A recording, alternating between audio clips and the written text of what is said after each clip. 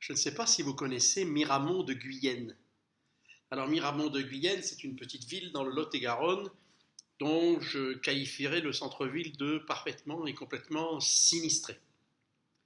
Ça veut dire que c'est un centre-ville qui a l'air d'avoir extrêmement mal vieilli, où la majorité des commerces sont fermés et dont on pense que c'est plus ou moins à l'abandon, mais vraiment à l'abandon.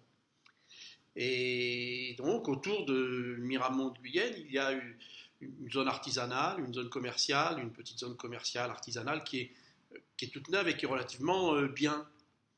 Et donc, je me suis posé la question de savoir, Miramont de Guyenne, pourquoi est-ce que les commerces sont à l'abandon alors qu'il s'en crée d'autres à l'extérieur de la ville et que le stationnement est gratuit à Miramont de Guyenne.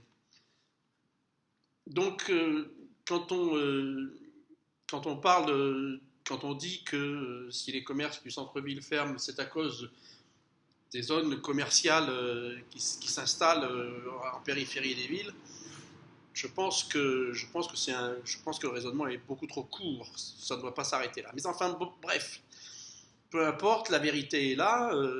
Les faits sont là. C'est que il y a beaucoup de villes, beaucoup de centres-villes, de petites villes qui sont à l'abandon.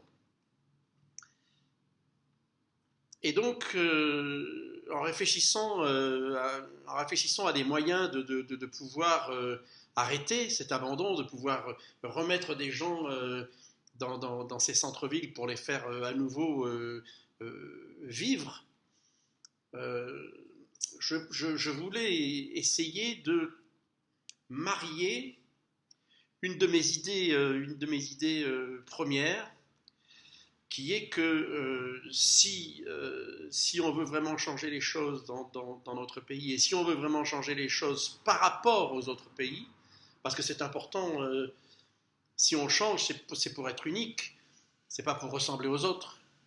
Ressembler aux autres, c'est c'est du mimétisme, mais ça n'est pas de la création, ça n'a rien à voir avec son âme propre. Et donc, je me dis que ce serait peut-être, enfin, à vous de me dire ce que vous en pensez, ce serait peut-être intelligent de mettre la France, de dire que la France, c'est le pays de la femme. C'est le pays de la femme. Alors, d'abord parce que c'est une autre vision du monde. Ensuite, parce que c'est une autre façon de faire les choses. Ensuite, parce que c'est une sensibilité qui n'est pas la même et que ça serait bien que l'on marie un peu toutes ces sensibilités-là. Et ensuite, c'est parce que ça a un pragmatisme, c'est un pragmatisme que jusqu'à présent on ne voit pas. Et donc le pays de la femme, pour moi, c'est pas simplement une idée comme ça, vague, on va faire le pays de la femme. C'est aussi des droits particuliers. Par exemple, je pense qu'il faut absolument que les protections périodiques pour les règles des femmes soient gratuites, parce qu'elles n'ont pas fait exprès d'être des femmes, et que ce serait une façon honnête, juste, de dire, voilà quoi, on est là, on est là, voilà, on est là, et je trouve, alors attention, les protections périodiques, à condition que ce soit fabriqué en France, hein. Comme ça nous permettrait ça nous permettrait d'avoir une entreprise qui fabrique tout à la fois des protections périodiques, tout à la fois des masques, tout à la fois des gants. Enfin, vous voyez le cheminement, quoi, hein. Et donc, ces protections seraient offertes à chaque femme.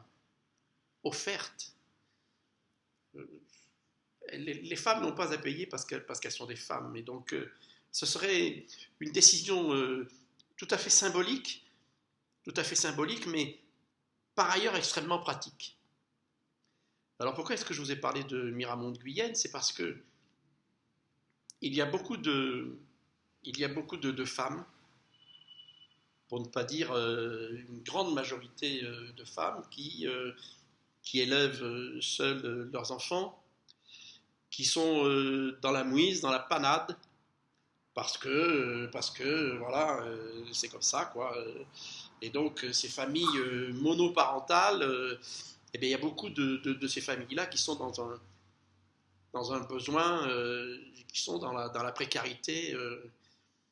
Eh ben, je me dis que si on prenait ces familles monoparentales, qu'on les installe dans des centres-villes comme Miramont-Guyenne, par exemple, qu'on leur dise, ben voilà, en dessous de chez vous, il y a un petit commerce, un petit commerce. Donc, eh ben, à vous de jouer. Faites de l'artisanat, faites du service, essayez de faire en sorte qu'avec les autres familles monoparentales, vous puissiez avoir des idées, des idées de création d'emplois, soit par Internet, soit sur place, soit dans l'événementiel, soit dans la culture, soit dans l'artisanat, et essayer de redonner vie à ces commerces, mais pas le commerce habituel, essayer d'inventer une nouvelle forme d'activité, etc. Et pour ça, eh ben, écoutez, on va prendre en charge la rénovation des appartements, la rénovation des commerces, et en plus, pendant 3 ans, on va vous donner un SMIC tous les mois. Pendant 3 ans, on va vous donner un SMIC tous les mois pour que vous puissiez essayer de redémarrer quelque chose. Qu'est-ce que vous en pensez, les amis?